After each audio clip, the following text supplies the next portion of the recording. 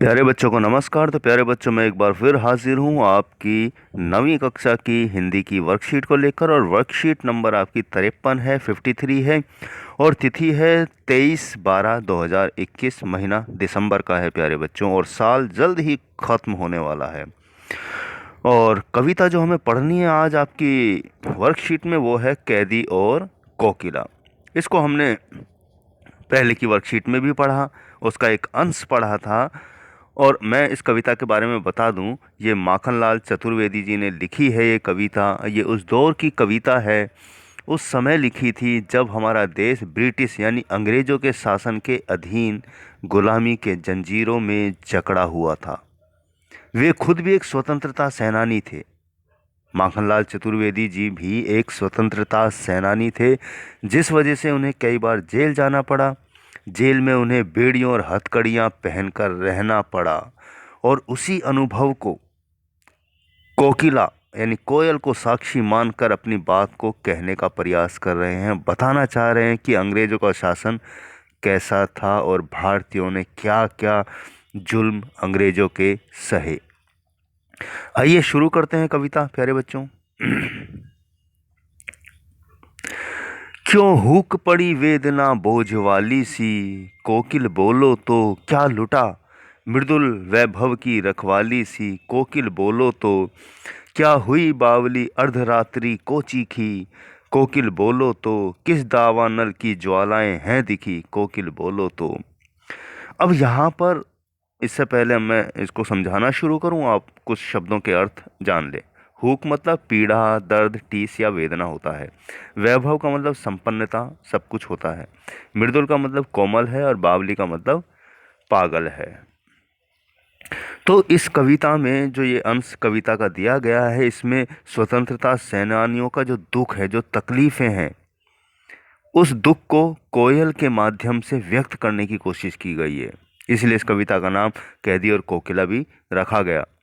तो कवि जो हैं वो कोयल से, कोकिला से पूछ रहे हैं कि तुमसे ऐसा क्या छीन लिया है, तुम्हारा ऐसा क्या ले लिया है जिससे तुम्हें इतना दुख और पीड़ा है, जो तुम्हारी इस आवाज़ में व्यक्त हो रहा है, तुम्हारी आवाज़ से समझ आ रहा है।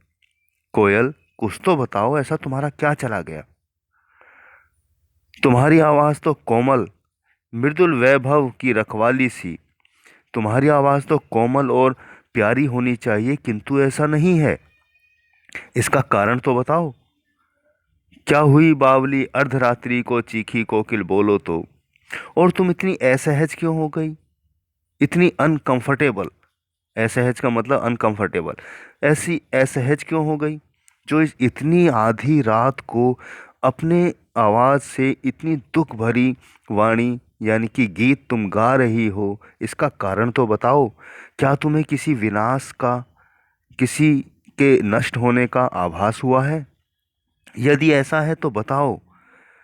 तो इस कविता में प्यारे बच्चों, कोयल के माध्यम से कवि बात कर रहा है और उस समय की तकलीफ, दुखों को बता रहा है, जब हम अंग्रेज़ों के गुलाम थे और किस तरह के जुल्म वो किया करते थे, कोयल के माध्यम से।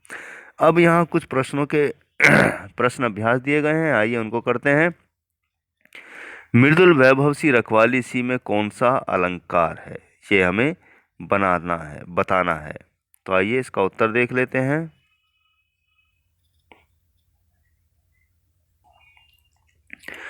तो इस लाइन में प्यारे बच्चों उपमा अलंकार है। जहाँ सा से सी का प्रयोग हो जाता है, वहाँ उपमा अलंकार होता है।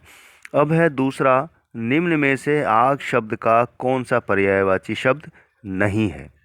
अनल का मतलब भी आग होता है, पावक का मतलब भी आग होता है, और अग्नि का मतलब भी आग होता है। यहाँ पूछा है नहीं है, तो यहाँ केवल एक शब्द है विहग, जो आग का पर्यायवाची नहीं है। अब प्रश्न 3 है आपका कि कवि कोयल के माध्यम से किन की पीड़ा या दुख को व्यक्त करना चाह रहा है। तो आइए इसका उत्तर देखते हैं। तीसरा प्रश्न, कवि कोयल के माध्यम से किन की पीड़ा या दुख की अभिव्यक्त करना चाह रहे हैं, दुख को।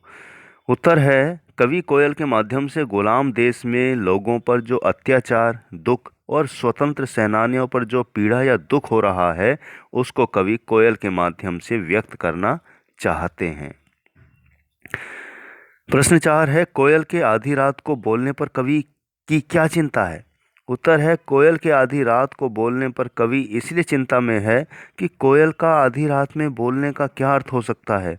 कहीं कोयल ने फिर से तो क्रांति की लपटें या विनाश का आभास तो नहीं हुआ है, जिसके कारण वो हम लोगों को कुछ बताना चाह रही है। इसलिए कवि उसकी बोली से असहज हो उठे हैं। तो कोयल के माध्यम से उन्होंने बताने का प्रयास किया है कि कोयल कुछ ना कुछ ऐसा संदेश देना चाह रही है जिससे कि क्रांति हो जाए, जिससे कि कुछ ऐसा हो जाए कि हमारा देश आज़ाद हो जाए। अब यहाँ अंतिम 5वां और एक गतिविधि दी गई है। तो 5वां प्रश्न है कि किस दावानल की ज्वालाएं हैं दिखी? पंक्ति स्वतंत्रता संघर्ष से किस प्रकार संबंधित है? उत्तर है, इस पंक्ति के माध्यम से लोगों में स्वतंत्रता के लिए अंग्रेजों से विरोध और उनके प्रति संघर्ष के भड़कती हुई भावना को दिखाया गया है। कुछ स्वतंत्रता सेनानियों के नाम खोजिए, उनको स्वतंत्रता संघर्ष के लिए जेल हुई थी। तो यहाँ सुभाष चंद्र बोस है, भगत सिंह है, सुखदेव है, राजगुरु है, मंगल पांडे, बाल गंगाधर तिलक, महात्मा गांधी, चंद्रशेखर आज़ाद आदि। और बहुत सारे लोग ऐसे हैं जिनका नाम तक हमें नहीं पता है, अभी भी वो अंधेरे में हैं, लेकिन उन्होंने आज़ादी के लिए बहुत कुछ किया था प्यारे बच्चों। तो आशा करता हूँ प्यारे बच्चों वर्कशीट आज की आपको समझ आ गई होगी। और एक बात मैं कहना चाहूँगा कि अपने देश के प्रति ईमानदार रहिए। जब भी उस पर कुछ भी पड़े मुसीबत तो हमेशा तैयार रहिए। छोटे छोटे कामों से अपने देश का नाम ऊंचा कीजिए, ये मैं कहना चाहता हूँ कि जिसमें, क्योंकि देश से ऊपर बड़ा नहीं है कुछ भी। देश सुरक्षित नहीं है तो हम कैसे सुरक्षित हो सकते हैं? तो देश ही सब कुछ है। तो इसी के साथ मैं लेता हूँ विदा। मिलूंगा अगली वर्कशीट के समाधान के साथ। तब तक के लिए शुभकामनाएं। और मास्क लगाकर ही बाहर जाएं, भीड़ भाड़ में जाने से बचें, घर का खाना खाएं और स्वस्थ रहें।